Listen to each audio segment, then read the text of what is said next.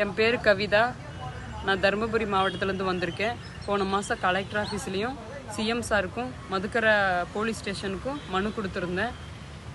ஏன்னா மதுக்கரை பக்கத்தில் வழுக்குப்பாறைங்கிற இடத்துல நாங்கள் 20 வருஷமாக இருந்தோம். என் அம்மா பேர் ராணி, என் அப்பா பேர் மவுனு.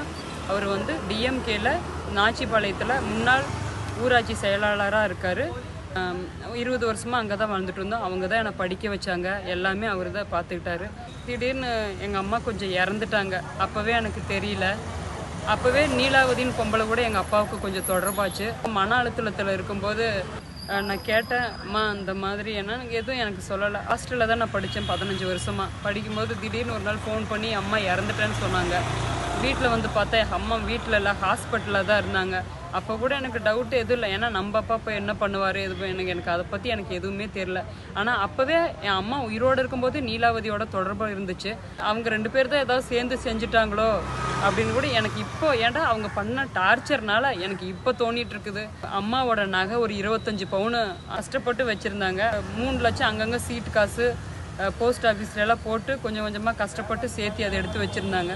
எல்லாமே அப்பாட்ட தான் கொடுத்து வச்சுருந்தாங்க.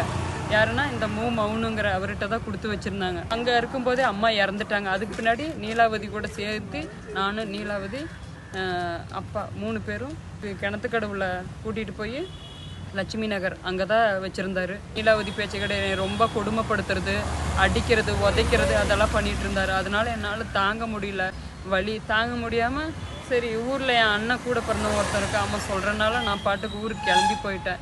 அங்கே கோயிலுக்கு கூப்பிட்டாங்கன்னு போனேன். அண்ணாட்ட என் கஷ்டத்தையெல்லாம் கொஞ்சம் எடுத்து சொன்னேன். அப்பா இந்த மாதிரி வேறு பொண்ணோட சேர்ந்துட்டு இதெல்லாம் பண்ணிகிட்ருக்காருன்னா கொஞ்சம் கஷ்டமாக இருக்கணும்னா சரி அப்படின்னா அம்மா ஒரு கல்யாணம் பண்ணி வச்சாங்க.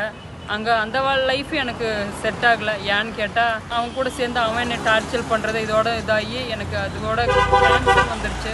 இந்த கேன்சர் வந்தனால மலக்குடல் கேன்சர் எனக்கு மலக்குடல்னால நார்மலாக மோஷன் போக முடியாது. எனக்கு தூங்க பாத்ரூம் போயிடுவேன், சாப்பிட்டே இருக்கும் இது போயிடுவேன். மனதளவுலேயும் உடம்பளவையும் என்னால் முடியல. என் பசங்களை வச்சுட்டு நான் எவ்வளோ கஷ்டப்படுறேன்னு எனக்கு தான் தெரியும். சிஎம் சார் உங்களுக்கு சொல்கிறேன், பாதுகாப்பு எனக்கு கொடுங்க. உன்னை வெட்டிடுவேன்னு சொல்கிறாங்க. அம்மாவோட இது என்ன இருக்கோ எனக்கு வாங்கி கொடுங்க. போலீஸ் ஸ்டேஷனில் எனக்கு நல்ல நீதி கிடைக்குமான்னு தெரியல. உங்களை நம்புகிறேன். உங்கள் கட்சிங்கிறனால எனக்கு கைவிட்றாதீங்க சார். நீங்கள் தான் என்னை பார்த்துக்குவீங்கன்னு இந்த மனு உங்களுக்கு கொடுத்துருக்கேன். இந்த வீடியோ மூலமாக உங்களுக்கு தெரிவிக்கேன் சார். நீங்கள் தான் எனக்கு ஹெல்ப் பண்ணணும்.